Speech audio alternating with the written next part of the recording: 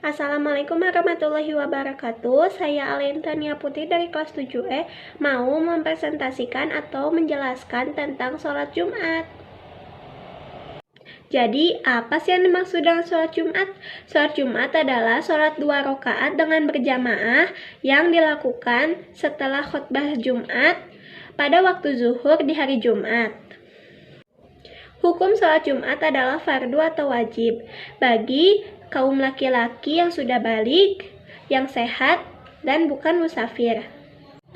Dalil sholat Jumat terdapat pada surat Al-Jumu'ah ayat 9. A'udzubillahi minasyaitonirrajim. Bismillahirrahmanirrahim.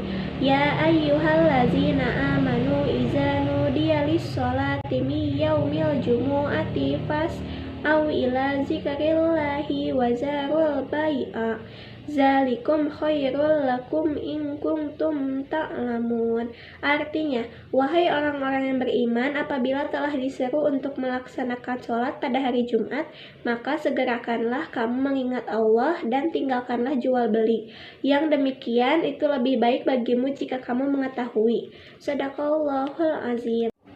Nah, setelah tadi kita membaca dalil nakli tentang sholat Jumat, kita akan membahas tentang syarat sah sholat Jumat. Jadi ada 4. Yang pertama, dilaksanakan di tempat yang telah dijadikan tempat bermukim oleh penduduk. Yang kedua, dilaksanakan dengan berjamaah. Yang ketiga, dikerjakan di waktu zuhur sesuai hadis riwayat Bukhari. Yang keempat, yang terakhir, sholat Jumat dilaksanakan dengan didahului oleh 2 khutbah. Nah, itu dia syarat sah sholat Jumat. Sekarang kita akan membahas tentang syarat wajib sholat Jumat. Yang pertama, harus beragama Islam. Yang kedua, berakal sehat. Yang ketiga, baligh atau sudah dewasa. 4, sehat. Yang kelima, laki-laki. Yang keenam, mukim. Nah, gimana sih cara melaksanakan sholat Jumat? Yang pertama, menjelang sholat Jumat dianjurkan pergi ke masjid. Kalau mendengar azan Jumat, segeralah pergi ke masjid.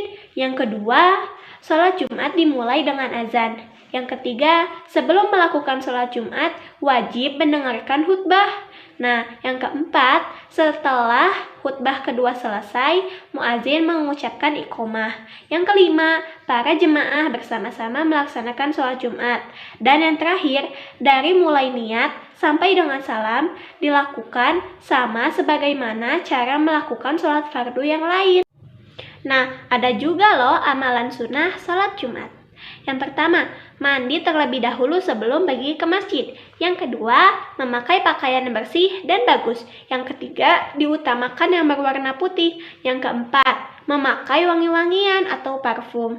Yang kelima, memotong kuku. Yang keenam, menyegerakan pergi ke masjid dan sholat tahiyatul masjid. Yang ketujuh, membaca Al-Quran atau zikir sebelum khutbah. Dan yang terakhir, memperbanyak doa dan sholawat atas Nabi Muhammad SAW.